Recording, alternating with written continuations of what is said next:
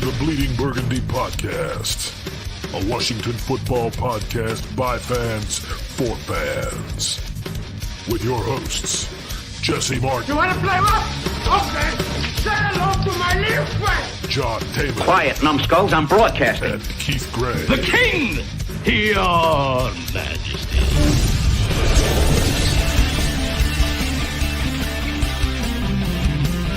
And now here's your host, John Taylor. That's right, John Taman, right, sitting right here. I'm tired of trying to let it fade out. Oh my God, look at you, Scotty. I lost a bet, but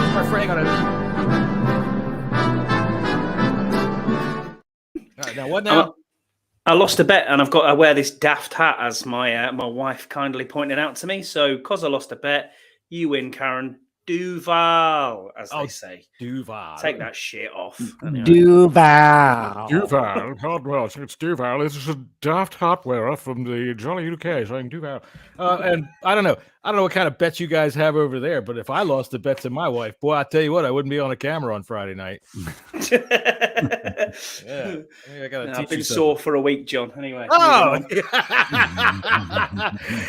the big comeback win made your wife very happy. All right, so I am John Taman, like the thing said right there, and I am your happy host for the next couple of minutes. Over here to my right is my dour friend, Jessy Martin. How are you, sir? Always doing good. Grumpy as ever. Did you know a priest in Johannesburg, South Africa, claimed to have performed a miracle, and they made a show of it, of a resurrection? Really? So, yeah. No, I didn't know that. Now, you got to give me some details. You can't just drop that. That's all the details I got. I saw it on Twitter. So really? A television show of a resurrection. Honest to God, it should be real. You know? that sounds and there's the crowd. The crowd is, I'm gonna retweet it. The crowd is, I mean, there's looks like thousands of people in the crowd. It's a funny ass video. So I just retweeted it. Y'all should watch it. All right, yeah, I will have to take a look at that and find out when this TV show is on, because I'll tell you what, every once in a while, and I'm going to sound awful and terrible, and for all of you people that are in Central Africa that are listening to us right now, I do apologize up front. We do have listeners there. I'm not kidding. I don't doubt it. But look, sometimes you read about these things where you got a whole town that's like terrified of a person. They think it's a witch, or and it's like, okay, so how do you talk to people who can just as soon quickly turn around and say, oh, no, I don't know what kind of numbers you're talking about. You sound like you're possessed, and actually believe it. So I don't know what to do with those kinds of things over there, but I'd like to see this TV show. Scott, what do you think about people getting resurrected in South Africa? I absolutely have no comment on it whatsoever.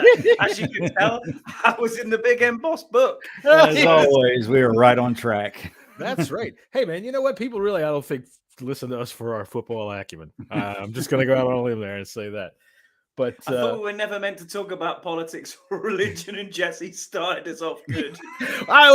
Look, some guy claiming to resurrect somebody down in South Africa. That can go above and beyond. That's allowed. That's for sure. Especially if, George Santos is involved, because we all know he is Jesus Christ. All right, that's enough of that nonsense. Anyway, I would figure that we could start off the day talking a little bit about whatever Commanders news there was this week, which really wasn't much other than they're searching for an offensive coordinator. And I tell you what, I've been rather impressed with the candidates that they've put up, especially in the last couple of days, because Ken Sampisi, he's the obvious choice, and some of these other retread guys that you see, or older names in the league. But today they come up with a couple of them. The Dolphins running game and assistant coach. They come up with this tight ends coach and assistant coach from the Rams. This tells me they're looking to innovate a little bit. Sure. And I want to go back. People kind of poo-pooed Pat Shurmur. Poo-pooing on Pat. That's a television show that I like. But the fact of the matter is, he's actually been a pretty daggone decent offensive coordinator. He hasn't been a good coach, right? But happens a lot. He's gotten two head coaching jobs, but he's gotten those jobs for being a good offensive coordinator. So I would not, just slam the brakes on Pat Shurmur. I don't think I wouldn't be too upset at that. Ron's stuck in a hard place right now by with the level of talent that would want to come here. Could this be Ron's last year? Who knows? But there is one name, and we'll talk about him in a minute, that not a whole lot of people's talking about, that could be very, very interesting. Well, I don't see any time like the present. But Okay, let's talk about it now. Eric, Jesse with the tease all the time. Eric Bieniemy. Okay, I'm for the past few years, I'm not down on okay. that. Well, just hear me out here. I will. The past few years, you've always heard his name coming up in the coaching carousel cycles. Mm-hmm. And he has trouble getting interviews, but Andy Reid has been pushing him. The problem with Eric Bieniemy and the reason why he hasn't got a head coaching job is because he's not a play caller. He hasn't been able to call plays because Andy Reid calls plays. Now, he's been with Andy Reid for a very, very long time. What could be very interesting is this scenario right here. Eric Bieniemy gets a shot at calling plays this year. I would not hate that at all. He's running out of time. Next year, Head coach. Upstairs. That is and Benjamin Albright. I don't know if you guys. I saw it on Doug. I saw it on Doug's he was on Doug's show, and I really do like. He's an NFL reporter. Mm-hmm. I think he works for the NFL Network, or used to. And he had heard his name, and so that's starting to kind of dig up stuff, that scenario. And remember, Ron Rivera and Andy Reid are very close. Mm-hmm. So, well, let's face it. If you're within the United States, you're relatively close to Andy Reid anyway. What's interesting with that, though, Jesse, is I watched an interview earlier on when Eric Bieniemy was first being mentioned for the OC job in the week after Scott Turner's firing, and there was an interview with him there, and he said they talked about it specifically. Does he call plays? And Andy Reid said, yeah, he does call plays. So I don't know what is actually happening there, whether he does or he doesn't, but it came from the horse's mouth. I'll try and dig it out where the interview was. But just watch every game. Andy Reid's right there fucking calling the plays. Yeah, I can see it. He's got it in front of him. Remember, Doug Peterson came out when he was hired by the Eagles and said, Andy Reid had been letting him call plays. A lot of times Andy Reid will do that half and half game. Sure. And that's fine too. Get us up by him 30 points and then you go ahead. But so we really don't know how many times he's allowed Bieniemy to call plays. Sure. Now, Bieniemy, has it been that he has just not taken interviews or been prevented from taking interviews, or he just interviews badly? No, Andy, I think it might be the interview process, because he's definitely had interviews, and Andy Reid has been pushing for Eric Bieniemy to be a head coach. They have been for the past few years, and this year I think this is going to be.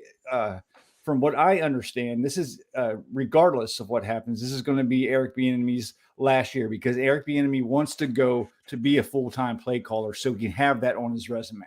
Right. And now, I would welcome him with open arms here. How about this? Let me throw a wrinkle in you. All right, Andy Reid wins the Super Bowl and retires, and Eric Bieniemy gets the Chiefs job. Now that's just a wild hair coming out of my ass, and that only happens because I'm old. A wild ingrown hair, because I don't think Andy Reid's going anywhere. So I got the list here of everyone. They can get him out. That's an open stadium. They can get a hell. I got the list of everyone we've been associated with. So we've got Atlanta QB coach Charles London, who's been interviewed. Miami assistant running back / head coach Eric Studsville, who's next week. Darrell Bevel from the Dolphins declined. He declined. Yeah, he's staying there. Caldwell, Reich, Pat Shermer's been interviewed. Kem Zampese's been interviewed, and we've got this guy from the Rams coming in next week. Todd or Tony or Thomas Brown. Thomas Brown. I knew it started with a T. Yeah, and obviously we don't know about Greg Roman either. Obviously, he's just been fired. It's an interesting name, but I like Greg Roman. I do, and I know everybody's saying that it should be a run first team. I don't necessarily think so. Greg Roman has had only one season out of the top 5 in rushing attacks on every team that he's coached, every team that he's been a coordinator for. And that was when he was with the 49ers, and he was 8th in rushing.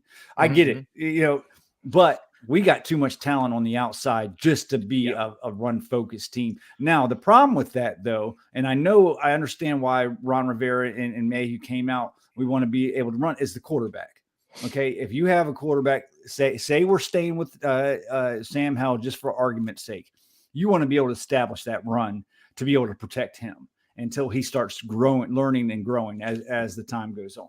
You know, this season, it was kind of a surprise that the run had a much larger impact on the NFL than it had in the last many years because of the passing rules being juiced. But it seems to be things are leaning towards run. So I think that they disagree flows with of the NFL. I totally disagree with you there. Well, the numbers will back it up for this past season. Well, I mean, you look at all of the quarterbacks and all of the teams that are in the postseason. Sure, they're all passing teams. Apart John's from not wrong. John's not wrong what he's saying. The only one is the 49ers that you would say were a run first team. Everyone else is a passing team, and every single one has a quarterback that's under the age of 26.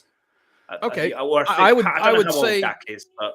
I think the problem is there's a lack of quarterbacks. Yeah, I think there's a lack of star power quarterbacks in the NFL, and that's why teams are moving towards the run right now until they can start to recoup. You don't have your Peyton Mannings no more. You don't have your you still have Tom Brady. Who the hell knows? He might be 57 before he fucking retires, but. The way he was the other night, dude threw the ball almost 70 times the other night. Yeah, the point remains the same. Teams are ran the ball more this season because they had to. That's a possibility. I mean, we saw there was a lot of attrition at the quarterback position this year, more than normal. Sure. I think, Scott, you pointed out the number was like 100 quarterbacks or close to 100 quarterbacks that started this year. It was 70 in total. 973 quarterbacks started. 970 for the post-apocalyptic quarterback world. Now, for my money, the guy that I like that's intriguing to me is Studsville for two different reasons. Number one, I like Miami's attack. Okay. The coach down there, Mike McDaniel, is that his name? Yeah. He's one of those guys that's just got a wild ass offensive mind. And whether anybody was, no, did he? Yeah. No, he was in our building. What did he do in our building? Pick up shit? Because I don't know. He was an analyst of some description. Okay. Well, then he was probably like very entry level. Early doors, entry level. Either way. You can complain that he fucked up that fourth down at the end of the game, and anybody can look at that picture of him and say he's fucking smoking pot and vaping or whatever on the sidelines, whatever. Shut up. The fact of the matter is, this guy was his running backs coach and assistant head coach, and was sitting there absorbing this new, I don't want to call it new, but these modern offensive minds, not these dinosaurs that we've been dealing with. I like that. And aside from the fact that his name is fucking Studsville. Yeah, that's cool. So I just had a check there. Mike McDaniel was offensive assistant with us from 2011 to 2012, and then he was our wide receivers coach in 2013. That was Santana Moss, or that was Pierre Garçon, then he went to the Browns after that, then the Falcons as offensive assistant, then the 49ers, and now. Well, you can't blame us for that. I mean, shit. No, I know, but it was still the same. It was the same sort of time when we had LaFleur, Shanahan. Right. I think pretty much everybody under that tree right there has had a head coaching job at some point or other. Definitely. But that's what these coaches do, man. I mean, they go from place to place, catch on, learn, and grow. And grow. Yeah. I mean, I can see this going, different directions, man. I can definitely see and would be happy with a Shermer, or not necessarily ecstatic. What about a Shermer. Frank Reich? Or if we're talking to older school guys, Reich and Caldwell. The thing with Frank Reich is, I mean, I don't know how contracts work, and you can pull me up on this. Scouse pointed something out yesterday on our pod saying that Frank Reich's due $9.5 million this year. Well, I would imagine that's fired. The Colts have to pay that. So do they still have to pay that irrespective of if he gets another job? 100%. That might be be written into it. I mean, who knows? Because coaches aren't governed by the same. Because he's not going to get a head coaching job somewhere, anyways. Yeah, I didn't know the contract's the contract. I don't think. Yeah, I didn't know if it was a case of if you catch on at another team. Yeah, it's not like a player. Yeah, I think coaching contracts are set up different than players. Okay. Although the Saints are claiming that they're able to get compensation, then they want like John Gruden compensation that the Bucs gave away to get Gruden down there back in 2001. That's because Sean Payton was 2002. retired instead of. That's right. You know, he didn't get fired. That's right. That's a little bit different situation right there. So yeah, he's still, I guess, obligated to however many years are left on the contract if he comes back. Carolina was interested in him. Frankly, I want to stay away from him. I don't want to coach. I don't want a coach that had a Hall of Fame quarterback. And whether anybody wants to say he made him or vice versa, we don't have anybody close to Drew Brees anywhere near this place. And I don't want a coach that comes in on a reputation of something like that. We never know what's going to. We don't know what's going to happen with Hal. You mentioned Greg Roman. How he has shown the ability, whether we like. People can bitch about his style and all that kind of stuff like that, but he's shown the ability to be able to work with young quarterbacks and work to their strengths. Greg Roman and RG3 put a tweet out today. I don't know if y'all saw it, and it makes perfect sense, especially with the quarterbacks that he's worked with in the past and all the information that's out there. Wide receivers will not like Greg Roman. We have two wide receivers that could potentially one that Pro Bowl level at least. One that could have potentially have been the rookie of the year if he stayed healthy all year, and a top 10 Yeah, you're right. So I want these guys to be kept happy. Okay. You need to be, because they've had receivers one and two leave. From Baltimore because of the offense. Yeah. Okay. Every one of them. Every single one of them. Every one of them. And no receiver would go to Baltimore because who were they playing with us? AJ Boye or someone? AJ Boye was a cornerback, wasn't he? Oh, it might be. He was a cornerback. Playing with. No, you might as well. One of a top receiver that he's ever had was Michael Crabtree. Yeah. That's pretty much it, man. Michael Crabtree. But receivers don't like his system, and I personally, I would be fine with Greg Roman. I think the running game would kick ass, but for the fact that we have two freaking budding stars on the outside that will not get the looks that they deserve, sorry, man, we've been there, done that. Well, that's another reason why Studsville intrigues me a lot, because Miami definitely used their wide receivers, and they know how to get guys that can get open. Waddle and Hill had great seasons, outstanding seasons, and really, I remember reading in we all play fantasy football, so in August and July when I'm doing research and everything like that, all of the warnings were that the Dolphins were going to go away from the tight end, that they weren't going to be using Gesicki like they had been using Gesicki. And I'll tell you what, Gesicki, he had a good year. Damn straight. So yeah, this guy Studsville, he's interesting to me. And I'm interested in it for two reasons. Like I said, Studsville's his name. Three reasons. His attack style, the attack of Mike McDaniel, to be able to see what we can glean from that. And three, it shows that Ron is at least looking for something that's outside of the realm of normal that he understands. Familiarity. His wife, Studsville's wife, and Ron's wife, I guess, they went to college together and played. Imagine being Studsville's wife, man. You are a number, aren't you?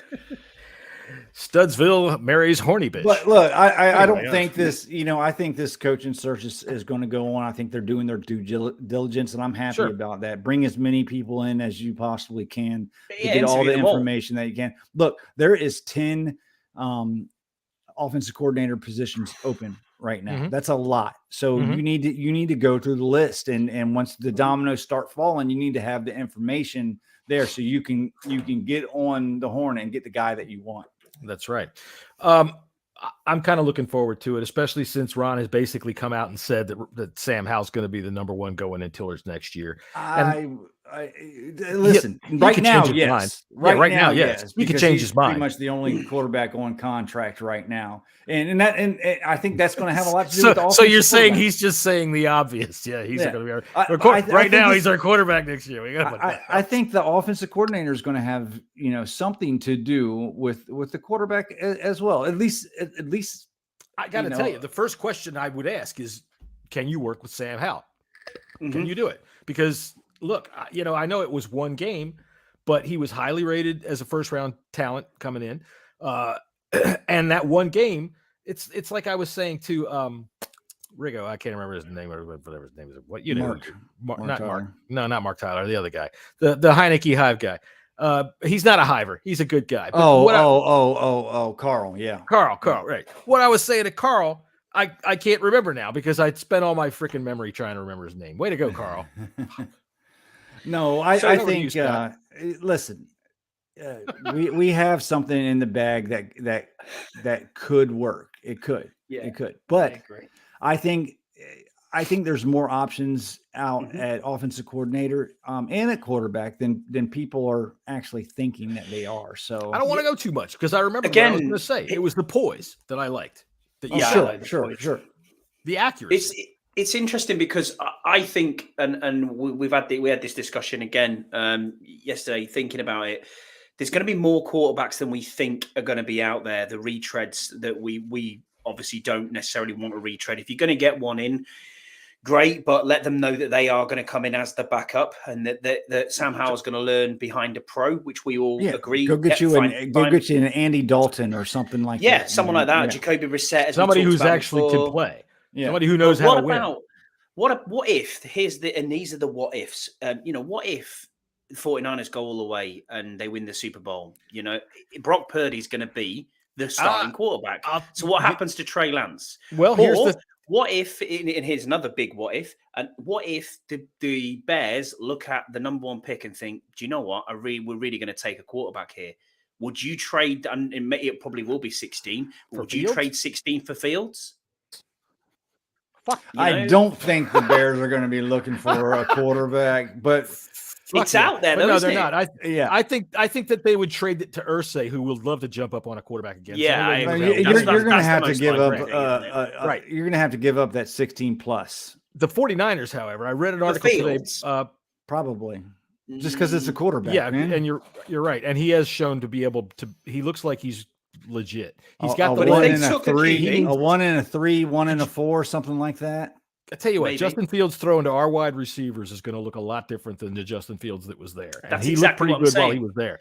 And then you've still got Jordan Love sitting in Green Bay. What's going to happen with Aaron Rodgers? No one knows what he's doing. He's doing his cryptic ayahuasca shit again. Where am I retiring? Am I not? He's going to the mountains. He's going to start. He's going to trip for like a month straight, and then he'll be back. I think he's going to be back. I don't think he's going to be in Green Bay, but I think does Jordan Love want to sit behind him? Because we don't. I don't. I don't like. I tell you what. Every time I've seen Jordan Love come to a football game, I've just been underwhelmed by him. And except for the preseason, he's looked good in preseason, but in any regular season game, when he comes in and gets started. Now, I read an article today by Michael Silver in the San Francisco Chronicle. There you go, Mike. Big plug for you on the Bleeding Burgundy podcast. But it basically says that Purdy has won the job already, that he is their number 1 quarterback going forward, no matter what. And that's just crazy what they gave up for Trey Lance then. And well, see what I said to I was, tweeting with him because he and we're like this, and I made a tweet that said that's a lot of cost to just swallow like that. There's no way they're going to recoup that. And to my surprise, he answered me and basically said, "Yeah, I know it's in the article. Go read the fucking article instead of just he's like that. It's behind a $1 paywall, John. Yeah, right. Cheers. Well, I'll tell you a trick I managed to figure out is no, it didn't work on his site, but some of these sites, if you go ahead and put it in incognito mode, you can go ahead and look at it anyway. But it didn't work for his. However, they don't care. And that's no team should care if you. Well, they should care if you win. That's exactly. If you find your quarterback and he has to be quarterback number 2 or 3 on the depth chart, who the fuck cares what you paid for a year or 2 ago for someone else that's not nearly as good as that one? Well, because for them, a year or 2 from now, they're still going to be looking for a pick. They gave away. But the fact of the matter is, this is a perfect definition of winning cures everything. If Purdy would have lost last week, I don't think that this would be such a done deal. But right now, it sounds like he's on the block, and I don't want him. He seems to think if you look at his Trey Lance's social media, he seems to think he's going to Tennessee, and I'm like, I don't want anything to do with Trey Malik Willis. No, I don't want anything. Yeah, there was a cryptic tweet that went out from Trey Lance with like 3 cross fingers, like as if it was because they fired their OC, I think, who's been hired by Tennessee. And I think it was it was interpreted in 2 different ways. It was either a come and get me, please trade for me, or it was a I'm wishing you well, but nobody really knows what it was. Wait a minute now, Scott. You are much more up on the gang lingo than I am. So What kind of sign was he? I've got no idea. I mean, I'm living in a rural town. You know what I mean? It's just the only gangs we've got are pack of straight hogs. But no, we haven't got any gangs up here. I don't live in. He's looking out the window to make sure none of them can hear him. I was making sure. There's a bunch of guys out there with freaking underwear over their shorts or over their pants, walking around with bowler hats on, doing this. No, they're all on spice and meth. That's what it is. So the youth of today. Eh? Anyway, moving on. The youth of today. All right, so we really didn't make any other moves at all this week, except to announce that we're going to interview some of these people. Yeah, there's a little bit around a sort of bit of news that's kind of bleeding out slowly on the sale of the Commanders. There's the Willie, won't he? Willie just sell a minority stake? Is it the whole thing? That rumor started surfacing again. Josh Harris is in the lead. Okay, and I want to tell you guys this, and the millions of listeners that we have. I don't care if Daniel Snyder has 49% of this team, right? As long as he can't make any decisions. He can't make any decisions. It's fine. He can. He's probably, and he's going to keep 30%, whatever, going to put it into a trust for his kids later on. He's not going to have nothing to do with the decision making of this team, and I'll be perfectly fine with that. I'll be fine with that. And Todd Bowley's out, isn't he? He's dicking about with Chelsea at the minute. Looks like it very well. Very well. I had a friend of mine that was dicking around with Chelsea, and he ended up getting her pregnant, and that really turned into a whole dramatic thing. Yeah. So he's just become the Clearwater Capital. I think it is that bought. Sorry, I had it on loop. I don't know why I had this. Okay.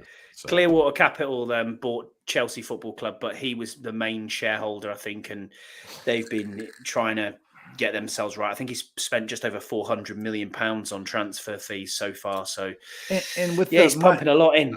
I do have a bit of a show bylaw that we have to address here real quick. There's, according to my thing, there's one person over there in the comments. Scott just called them the Chelsea Football Club. Now, this is an American podcast or a British podcast talking about American football. So, is Scott talking about football or soccer? You tell us. I'm talking about football. Yeah. Well, not egg handball, as you guys know. Egg handball. Jesus Christ. Egg handball is what you should have bet instead of that stupid hat. Well, true. Yeah, true. You're right. And talking about bets, shall we open the embossed book, boys? Well, I think shout out to Fanatics for opening up the first sports book in Landover, Maryland at the FedEx Field. And just a little bit, quick on Josh Harris. I would welcome him. He's a smart businessman. He does a lot with the Cal Ripken baseball. I think he owned a little piece of the Pittsburgh Steelers as well too. Owns the New Jersey Devils and also the 76ers. His ownership group, with Dan Snyder, if he keeps a piece of it, and he sells, say he sells 70% for like $5.3 billion, then he'll have money to, build this banging ass fucking stadium that we all deserve as fans to, enjoy for years to come. Absolutely. And honestly, the fact that he owns the Devils and the 76ers would give me such pleasure because the fucking Q maniacs would go nuts over that. Don't you think? They would figure out ways that he's fucking sacrificing children at the 50-yard line. That would be fun. All right. So, okay. So I guess we're going to move on to some bets right now. We've got the divisional playoff round is coming up this weekend. Scott, let us go to the Big Embossed Book as soon as I find the music for the Big Embossed Book. Oh, there it is.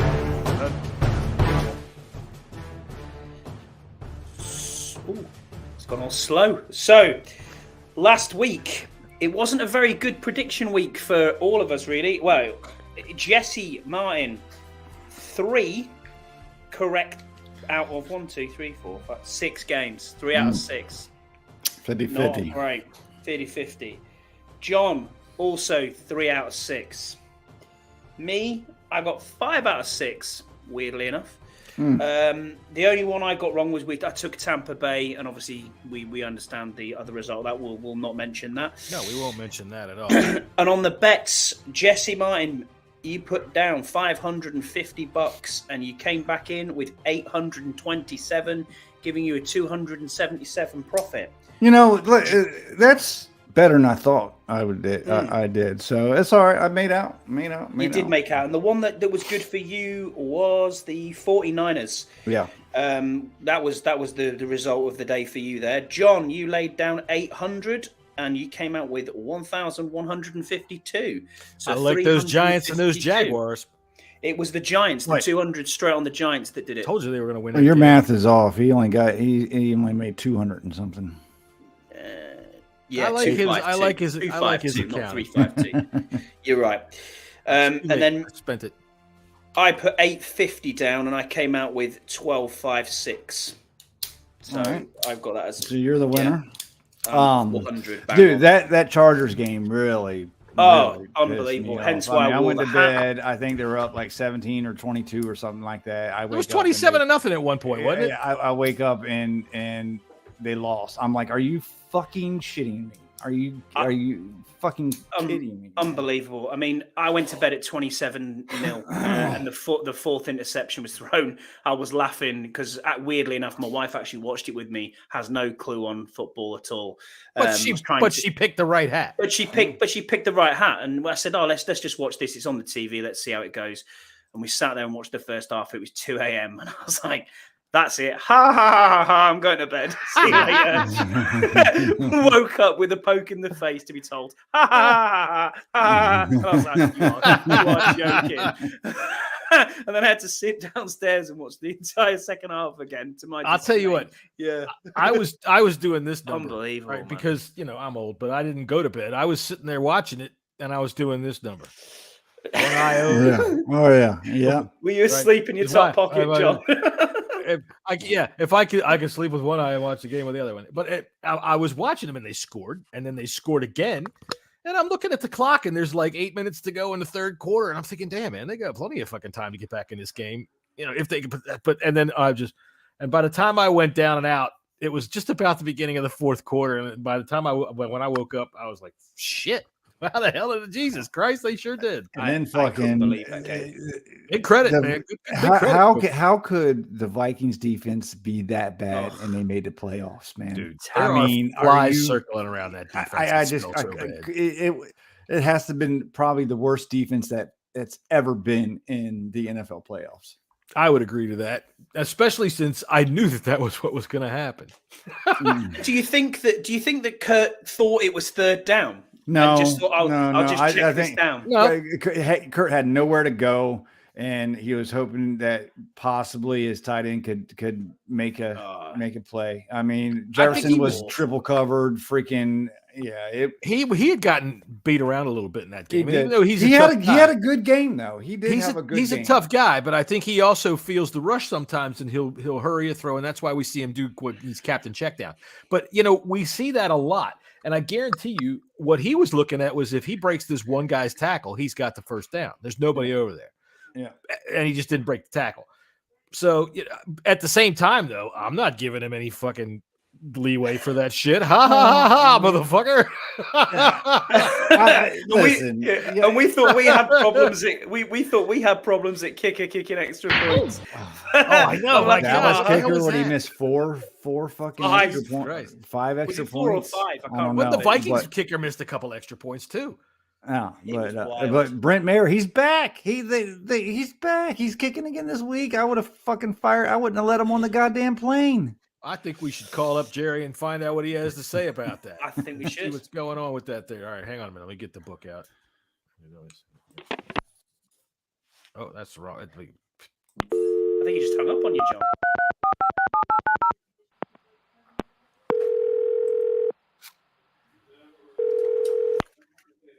Hello. Jerry Jones is a Friday night. What are you doing answering your personal phone? Well, God damn it, I'm going to tell you something right now. I thought you were my friend Tito, and he was supposed to be bringing over me my mezcal, and he hasn't shown up yet, and God damn it, I'm getting the shakes. So if you don't mind, let's keep this line clear rather quickly. The mezcal's going to kick in. Just a quick question about your kicker situation. What the fuck is going on?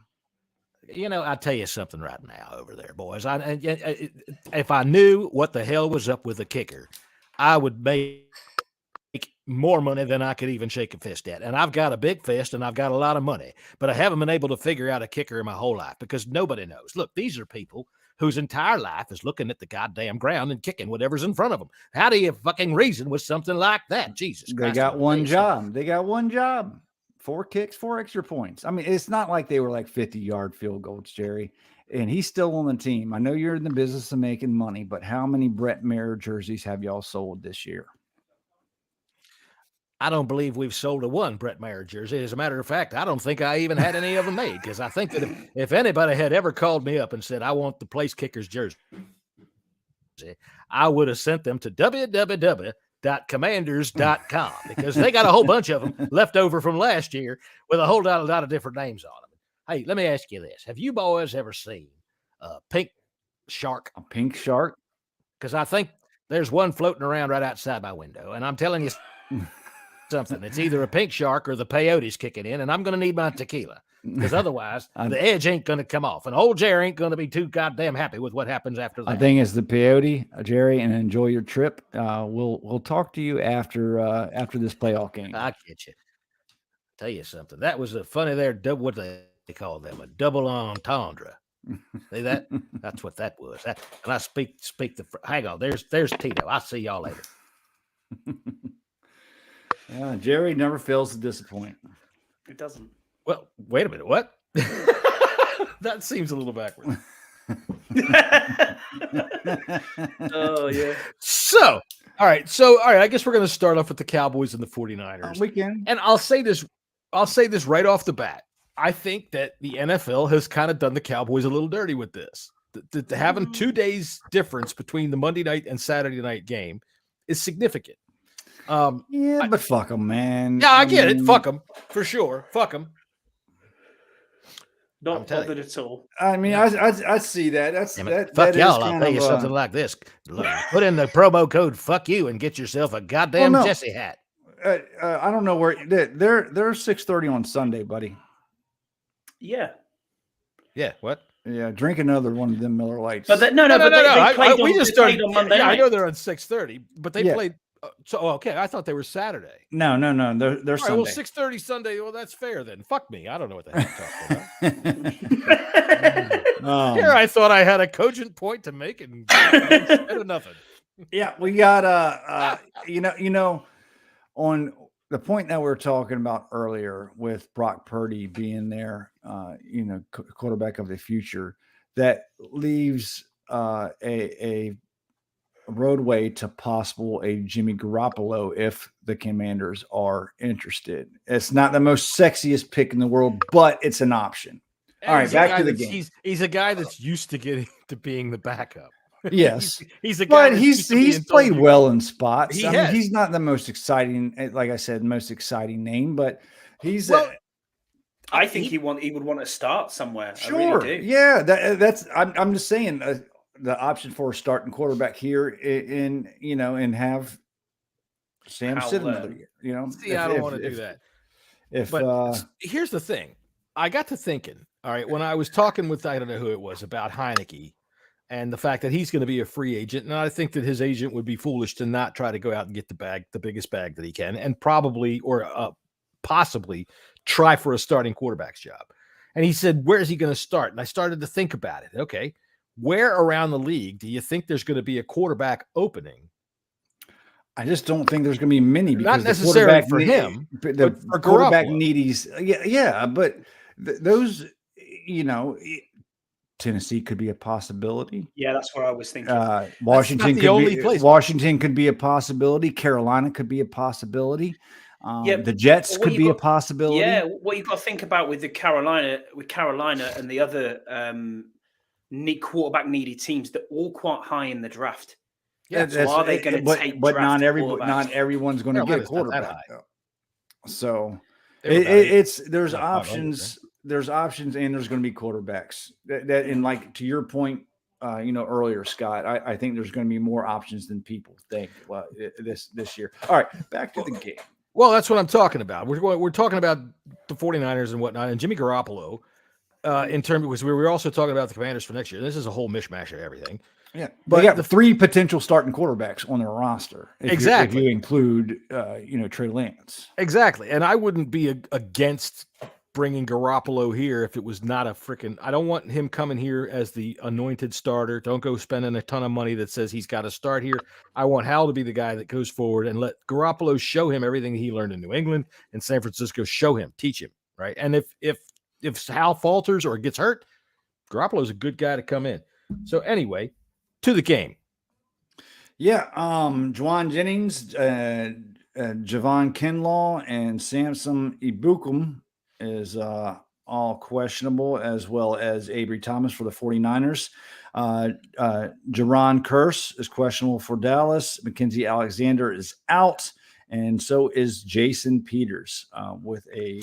Imagine that. Jason Peters is hurt. Oh, my God. And that's actually big because he's been starting.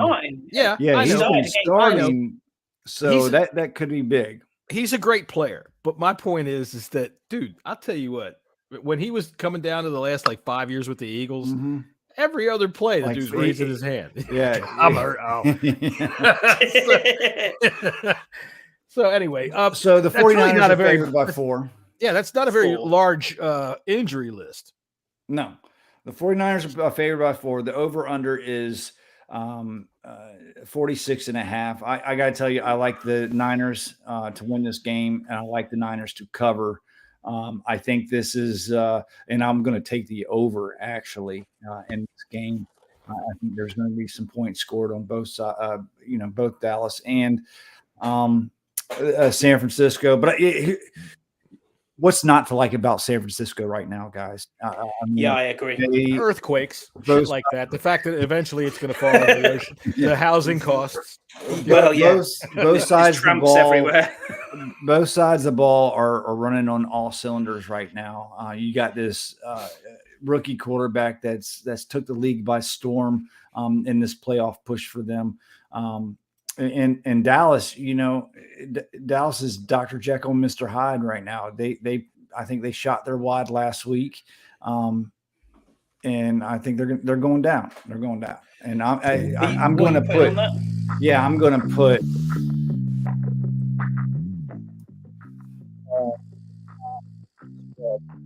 On San Francisco. Say that again. I'm sorry. The audible cut it up. See, 200 on San Fran. -4.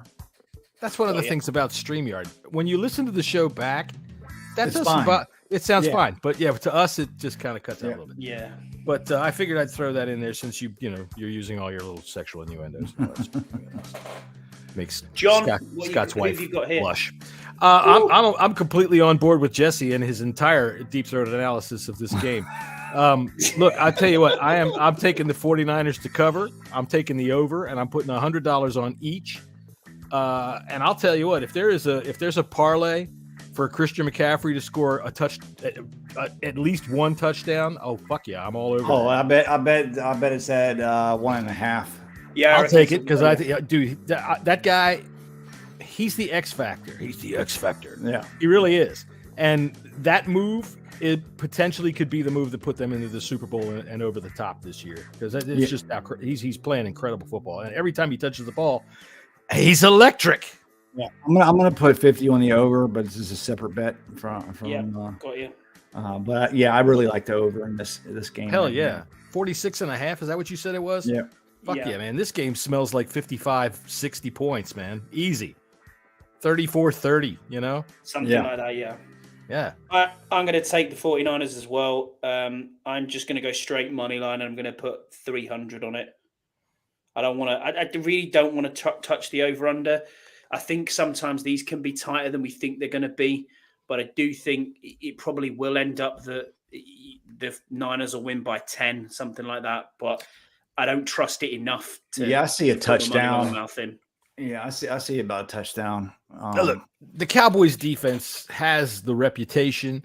Last week they beat up on an old man, and a team that really kind of just limped into the playoffs. I don't care what anybody says. So yeah, they had a good game, but their defense is not the same defense that was taking the ball away last year and in the early part of this year. Starting around, Thanksgiving or so, their defense kind of took a nosedive. Yeah, and what they're just not getting to the quarterback as much as they have been.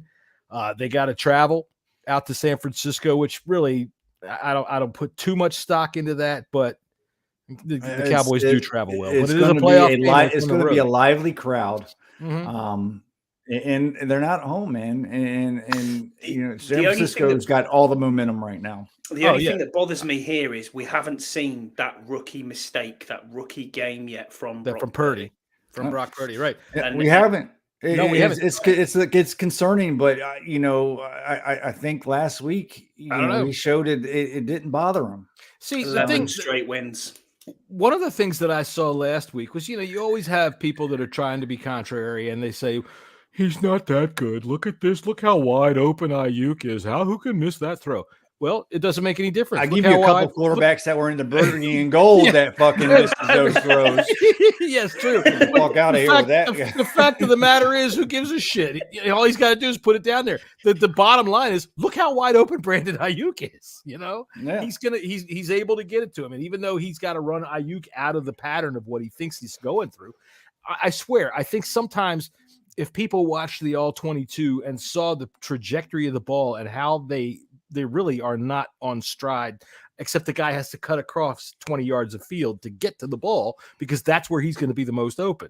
So they think that everything has to go exactly the way it's drawn up on the paper, and it's not. If the guy is wide open and Purdy puts it over the wrong shoulder a little bit, he's got plenty of room to adjust, and they do. I just think the 49ers are the most complete football team. I agree. They've got weapons everywhere. Their defense is fantastic. I agree. And they've even got a fullback. You know what I mean? They use him pretty too. Good. Check's great. Yeah, he's great.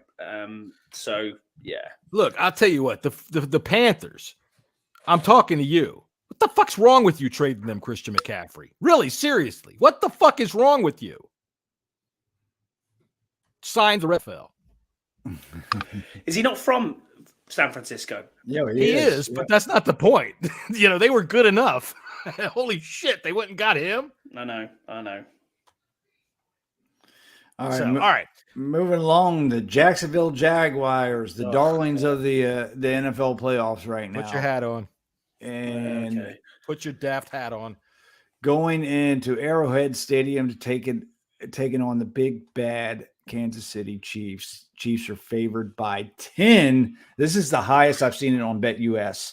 I've seen it's most places is 8 or 9. I think 9 is where that's the median. The median is.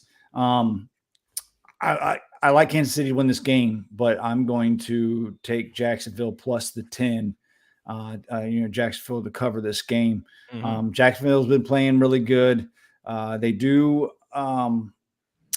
they are banged up a little bit. Of course, Brandon Sheriff, as always, questionable with admin. He'll probably be playing. Well, I'm surprised with Brandon Sheriff. He hasn't actually had his compulsory 5 weeks off. That's true. Look, I tell you what, I think that more and more as we see this, it's more and more of an indictment of FedEx Field's field. Yeah. All right. Listen, people got to stop talking about the field because the field's in great shape since they redid it. I wasn't at the pre-show meeting. I didn't know we weren't allowed to talk about the field. Listen. You just got to nip that shit right in the bud. Snip. Oh, where's my coat? It's probably like one of the, and I'm being all serious right here. It's probably one of the better grass fields in the NFL right now of how because they completely ripped it up like 5 feet deep. Not only that, but look, I'll tell you what. And I'm just making jokes and like that because I think that the first time this Sheriff really got hurt, it was a play against Philadelphia where he was pulling, he got his knee hurt, fell down, and then the guy for the Eagles flopped right on both of his legs, and fucked his back up. So, good on him, good for him.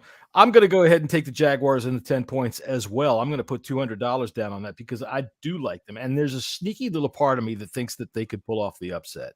I doubt it. There's a sneaky little part of me that thinks that they could pull off the upset. I would give it like a 20% chance. What are you putting on it, Jesse? I'm just going to put 100 on it for the cover. Okay. I don't give the Jags a chance in hell of Neither do I.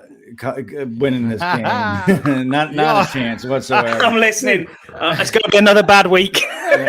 Look, you guys said this to me last week about the Giants, and here we are. So can't take another week of this job. The over-under is 53. That sounds about right. It's a little high, I think. I wouldn't. If anything, I'd probably go with the under, but I'm not going to mess with it. I wouldn't put any money on it. No, but I'm just going to take KC for the win, and I'll put 250 on that. I think they're going to win on the money line. big. So you're going to get like $1.50 back. Yeah, something like that. Yeah. But to be honest with you, what one really interesting stat I read earlier was that every time this season the Chiefs have been more than a 7-point favorite in any game, they have not covered. I know. I know. Yeah. It's always this year close. have left me cold. Unless they're Chiefs against the defense, Texans. the Chiefs defense can be had. It's terrible. Okay. Terrible. And Jacksonville have learned to score points, especially And late score in them games. late. Yeah. late in games. Lawrence, the dude's got a cannon, man, and he knows where to put it. I see this like a 35-27 type game right here. Well, So, but 10 points, yeah, I'm taking the Jags to cover that all day. Yeah, I'm taking the Jags to cover. And like I said, and I'm going to say it again just so that I can record it so that I can make it sure I have it for next week in case it happens. The Jags could pull off the upset. All right. I got 20% chance. The Beasts of the East, New York Giants traveling to Lincoln Financial Field to take on the Philadelphia Eagles. Jalen Hurts is back. We have this game. The public is putting a lot of money on New York right now, and I'm going to tell you this right now: the Eagles are going to smoke them. What's the line? What's the line? 7.5. I got Eagles plus or laying the points. Put me $200 on it. I feel the same way, but not as strongly. Put me 100 on there. Sorry, Scotty. I know you were making you right very fast because you do things the old-fashioned way.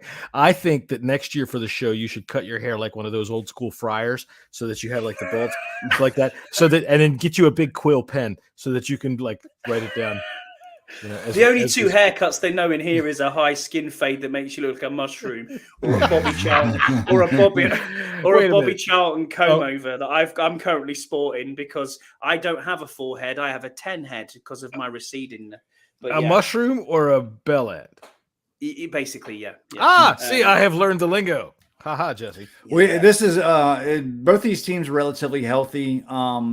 One kind of big time player that's out for the Eagles is Avonte Maddox. That could cause a little bit of issues, but the Giants receiving core is pretty much one of the worst in the league. It's not. So I don't think there's really. It's coming on. I mean, he beat us up, right? Well, Hodgins or whatever. Hodgkins, is that his name? Hodgins. No, the tight end. The tight end. No, the wide receiver. Hodgkins, right? Isn't he a wide receiver? I think is it Isaiah Hodgins? Is that his name? Yeah. Yeah, I thought he's a tight end, dude. It might be. I'm pretty sure. All right, well, whatever. Yeah. I'll tell you what about the receiver who was there was pretty good. Yeah. Had himself a touchdown again last week. So I mean, I don't think it's going to make any difference. I think everybody in the league would have a touchdown against the Minnesota Vikings because that bad. I'm gonna take the Eagles. I'm not gonna put any money on this. I'm just gonna stay away from it because weirdly enough, the Giants are starting to get hot again and play well. We've laid the blueprint for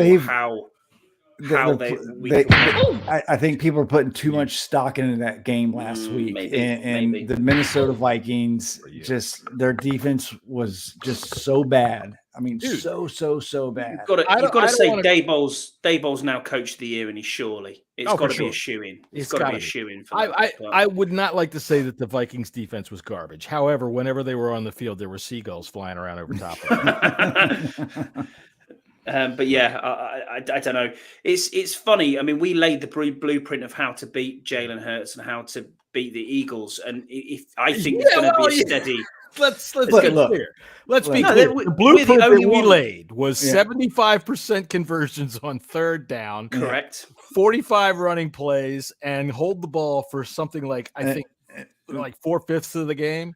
And listen, But John, the we're Eagles still the only defense. team That's to a hell of a beat blueprint to Hurts. duplicate. The Eagles defense is really, really good. I Yeah, don't think they don't give enough credit. I think they're going to key in on Barkley and make Daniel Jones beat him through the air. And I don't think they just don't have enough the to do receivers. it. No, Yeah, they they don't. don't have enough to do it. There's a All right. quarterback. So I'm going to go ahead. He's going to get franchise tag, I believe. So Yeah. Jesse, you betting on this game? Yeah. He's put 200 on it. He's put 200 All right, on it. I'm going to do the same thing. And did I say 100? You said 100, yeah. I said 100. You know, I like the way the Giants are playing, but dude, the Eagles are going to come out. This is, they feel it's their year. So yeah, and they're going to come out, and not only that, but the link has been a house of horrors for Daniel Jones. Yes. Now listen, there's one caveat here that could change things, and that's it, because Jalen Hurts hasn't played in a while. Now, if Jalen Hurts comes out flat, like maybe 3 plays. But yeah, I think they're going to be fine. I think they're going to run it down their throat, and then the AJ Brown and the kid from Alabama, Smith. I think they're going to light them up. They're going to eat them up, and they got that other quiz, whatever his name is, Quiz Watkins. Yeah, Quiz Watkins. That dude can fly. So yeah, it looks to me like, and honestly, a 49ers Eagles NFC Championship game. Very well. Most likely that's going to happen. Awesome. I think next game, this is the game of the playoffs right here. I can't wait to see this. Man. Yeah, this is one I'm most excited for. The Buffalo Bills and the Cincinnati Bengals. Bills are home. Bills Mafia is going to be fucking fired up. The Bills are also favored by 5.5. And guess what? I like the Buffalo Bills. If you haven't, if I have not broadcasted that enough throughout the season. You already have, yeah. I like the Bills, man. Listen, give credit to Cincinnati. They've kind of turned it around from early struggles this year. Their offensive line was in shambles, but they really turned it around. Burrow is going to be in, one of the faces of the leagues for years and years to come. But I think this is Buffalo's year. I like Buffalo. I like them laying the points, and I am going to put 200 on that. The over-under is 49.5. I'm actually going to take the under and put 50 on the under. So 200, lay the points, and you're going to put 50 on the under. I've got you. Separate what's really interesting with this is 3 of their starting O-linemen are out, I believe, or really banged up. For Cincinnati. For the Bengals, Let's see. They got destroyed. Trey Flowers. Trey Flowers is also doubtful with a hamstring. Jonah Williams, tackle, is out with a knee, and so is their guard, Alex Kappa. And listen, the Buffalo Bills are going to just tee off. And listen, there's 2 starting offensive linemen, and that Bills defensive front, they're going to feast, I believe. Go ahead, Scott. Jordan Phillips is questionable for the Bills, and so is Daquan Jones. So I'm going to lay the points. I know they don't have Von Miller as a pass rusher for the Bills, but they've got a good enough pass rushing attack. And then that secondary for the Bills is just unbelievable with Milano and others there. We've seen Diggs to Allen all year, and that's not going to change. I really like their tight end in Dawson Knox. He's very, very good. He's been coming on too. Yeah, so I'm with you, Jesse. I really want to see this game. I'm really looking forward to this, and I think the Bills will win this quite handily. And again, I mean, I don't know how many returns the guy's got as their return man, but 2 obviously in the final week of the season. I think he's on about 4 return touchdowns. Yeah, 2 in one game. So he did, yeah, exactly. Right, he was a trade from the Colts, Hines. Yeah, Hines. Yeah. So I'm going to lay the points. I'm going to put 100 on this for a Bills win. What about you, John? What's the points? What are the spread? What's the spread? 5.5. See, that's why I said go ahead, Scott, because I'm hemming and hawing on this. Because the Bengals are perfectly capable. Oh, yeah. They're perfectly capable. It's the offensive lineman being out that I think it really is going to swing the whole thing.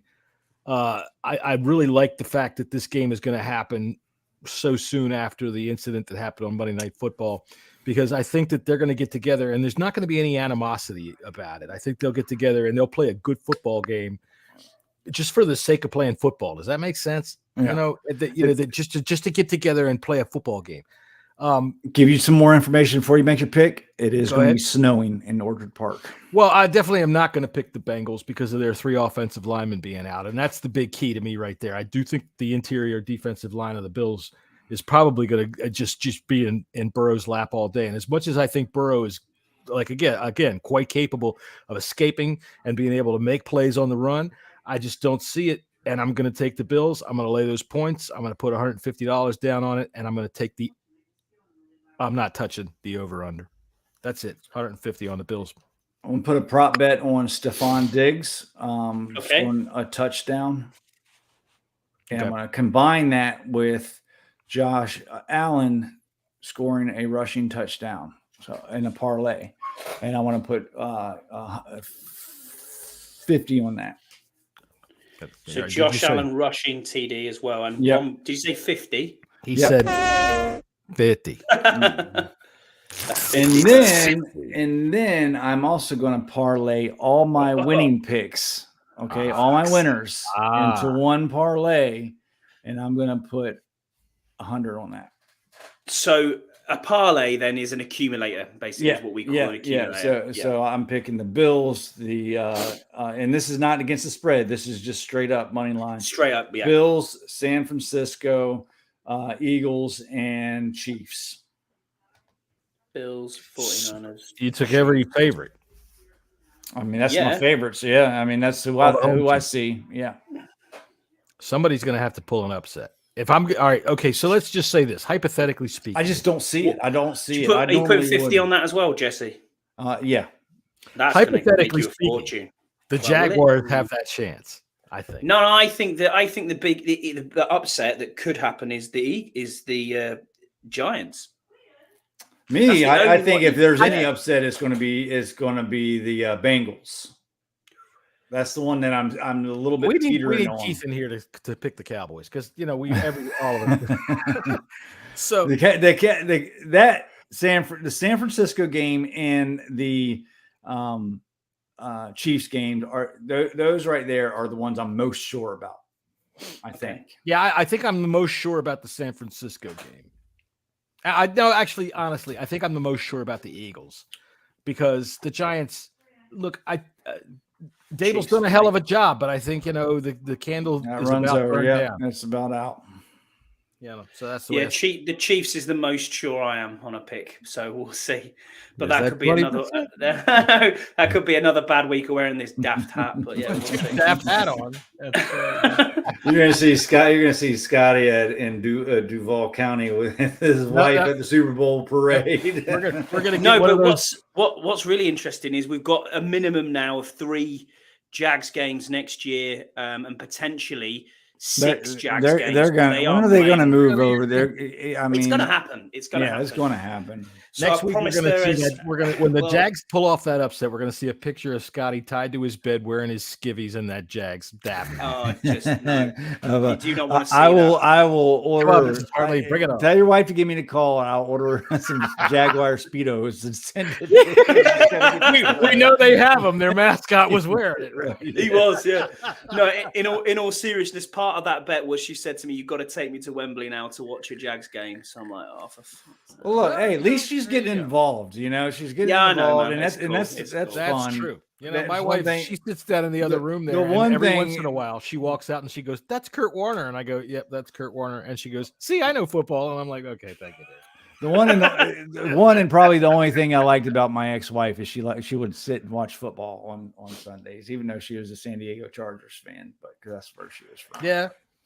I can say the same thing. And she got into it too. She would get TV and cuss it out and shit like that too. So shit, dude. One of my my wife's gonna listen to this, but one of my first dates ever with my ex-wife, like fucking almost 40 years ago, we went to a minor league hockey game.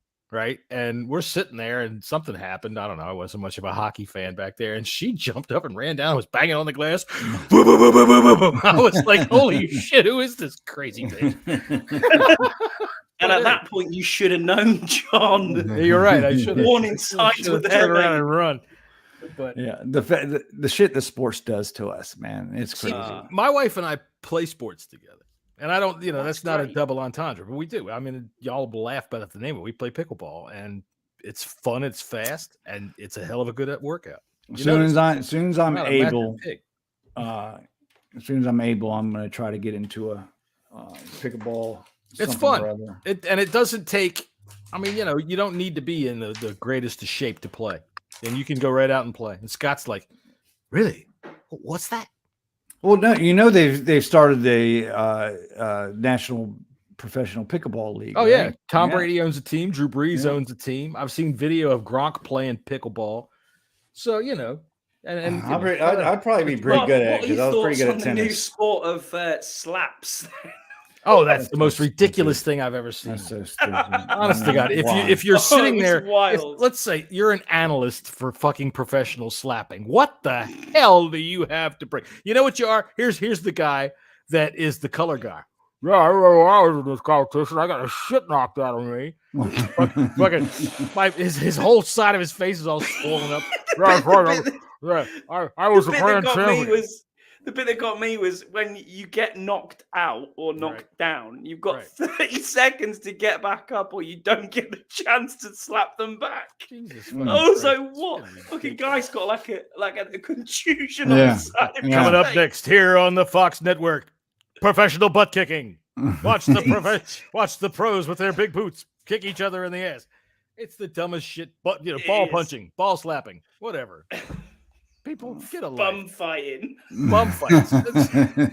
That's funny as shit, though. Do you remember the one? I can't even remember the one guy who was like the superstar of bum fights. His head looked like a turtle shell. This fucking big dude with a bald head. And they put him in an MMA ring, and he got the shit beat out of him. Go on, Kimbo Slice. That's him. He got Yeah, the shit yeah. beat out of him. He's dead now. He I died. would imagine R.I.P. so. Really, the bum fight champions are dead. Look Yeah. at the shock on my face. Yeah, because you got a lot of money for going to the UFC and then He went and bought himself a big speedball. Right. Yeah. That's it. Yeah. So I take Alrighty, it none boys. of you two were the winners of the massive lottery then in the States. Oh no. I don't play the lottery. You wouldn't see me. Was it I'm something ahead. like $1 billion? Was it 1.6 billion? 1.7 billion. It was a lot. Unbelievable. Yeah. I'm Payout actually- was 700 million was the payout. I'll took tell the you. payout and fucking bye. I would Oh, be yeah. like, hey, let me be an investor in the Washington Convention.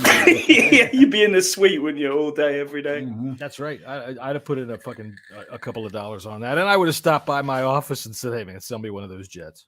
Yeah. Let's go. Yeah. I'll take it. Shit. I'm ahead of the lottery game. When I was like fucking 15, I woke up one night and I saw my clock. It was 123, 123. Looked at my eye, closed my eye, went back to sleep. And for the next, I don't know, like 10 hours, everything that 123, 123, 123. I kept seeing 123, 123, 123, 123. And we'll do that to you. well, dude, I'll tell you what. I stood outside. I was 15. I stood outside the liquor store and I said, hey, buy me a pack of cigarettes and here, buy yourself a pack of cigarettes and buy me this lottery ticket. And the guy bought it and I hit. So Nice. I've played lottery probably less than 100 times in my life, and I've hit like 5. Yeah, 500. So I'm all right. I'm not gonna go crazy. You hit a $500 scratch? Yeah. That's all right. Yeah, That's pretty good. scratcher once, and then one time for Christmas, and stockings, we got my dad some fake lottery tickets, and that's yeah, cruel. it was mean. He was so mad. I bet. When he won, it was like $200,000. He was like jumping up and down, and we had to sit him terrible. down. We had to sit him down and explain to him that they were fake. Oh my God, he was Oh, fucking dude, I would have written you right out of the will right then and there. That would have been it. I'd have been on the phone with the lawyer. I don't give a shit if it's Christmas. Get my goddamn will out of the fucking safe and write this. Jesse's out. That's what it's a holiday tradition. We do. We always give each other lottery scratcher tickets. Put them in Right. stockings and stuff like that. So one year, like, let's give them some fake ones, and yeah, it didn't go too well. It did not go too well at all. Oh man! All right then. So good luck on the games this week. Enjoy the games. It sounds like a good slate. It really does. I wish the Commanders were playing, but they're not. So it's a good slate of games. It's potentially very good matchups. So I'm really looking forward. Honestly, that Cowboys 49ers game has the potential to really be a freaking knockdown drag out. Good. I can't wait for the Bills and Bengals, man. I think that's going to be tomorrow. The other thing about the Bills, the Bills should have Jacksonville and they're first. Jacksonville, Kansas City, and Cincinnati and Buffalo. Right, and the Bills. No. I'm wrong. I am wrong. It's the Giants and Eagles. Night. Yeah, Giants, Eagles. Giants and Eagles tomorrow night. Yeah, and then Sunday is Bengals, Bills, Dallas, San Fran. So I think it's safe to say I don't know when any of the games are coming on. I just fucking guessed, and I was wrong about all of them. But the Bills have had a propensity to let teams hang around. I last week when you talk about going to sleep and all of a sudden the fucking Jaguars won the game, they were beating the shit out of the Dolphins, and all of a sudden the Dolphins came back into that game, and the second half was badass. So. But I'm putting my money where my mouth is. Bills were my Super Bowl pick in the beginning of the year. I'm sticking to my guns. All right, we'll stick to them. All right, then. We will see you guys next Friday when we talk about the conference championship games, and I might have me a brand new truck by then. Nice. Nah, it's not really all that nice. My car has a problem with it where I can't fucking turn it off. Okay. That's a problem. That's a bit of a problem, yeah. I drive a Prius because I'm not really all that fucking big on. I don't give a shit. I should have guessed you drove a Prius. I do. Well, it's only because of necessity. Very efficient. It's only because of necessity, and it's old. It's like 13 years old. So I don't really... car that I would imagine Keith driving a fucking Prius.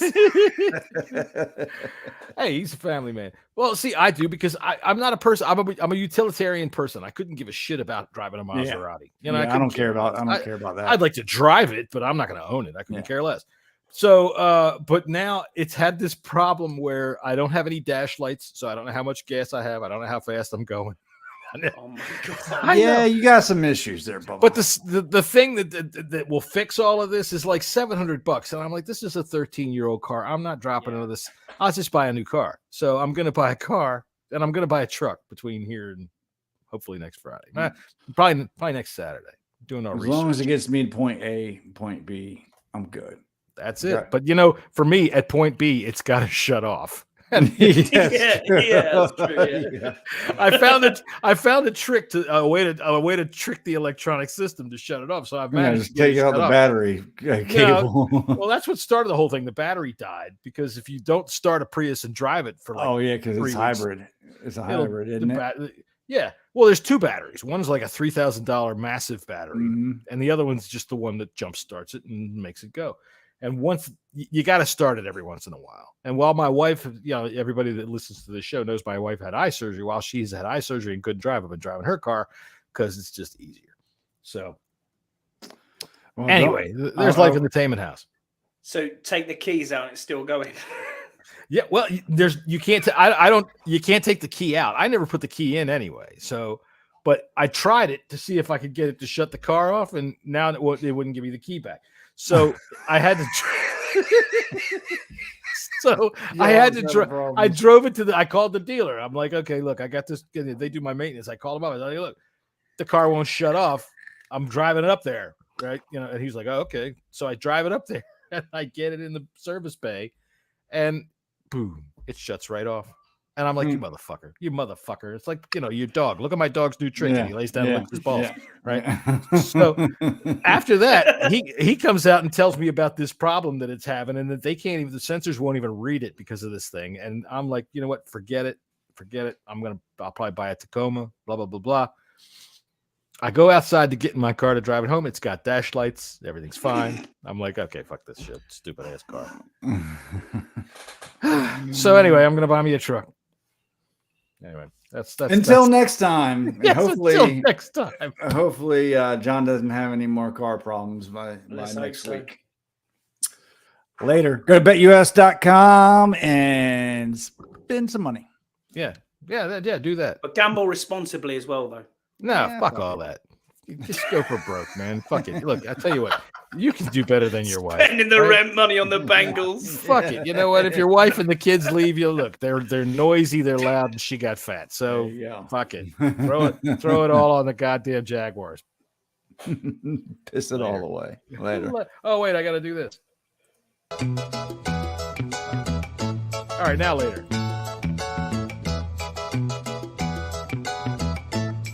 Hey, I'm all fucked up with this shit.